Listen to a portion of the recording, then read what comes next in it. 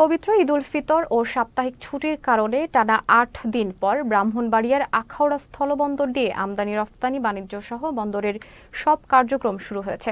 শনিবার সকালে ভারতে মাছ রপ্তানির মধ্য দিয়ে দুই দেশের বাণিজ্য কার্যক্রম আবারও শুরু হয়। আখাউড়া স্থলবন্দর মাছ রপ্তানিকারক অ্যাসোসিয়েশনের সাধারণ সম্পাদক ফারুক মিয়া জানান, গত ২৮ মার্চ থেকে ৪ এপ্রিল পর্যন্ত টানা ৮ দিন আখাউড়া স্থলবন্দর দিয়ে বাংলাদেশ ভারতের মধ্যে সব ধরনের বাণিজ্যিক কার্যক্রম বন্ধ ছিল।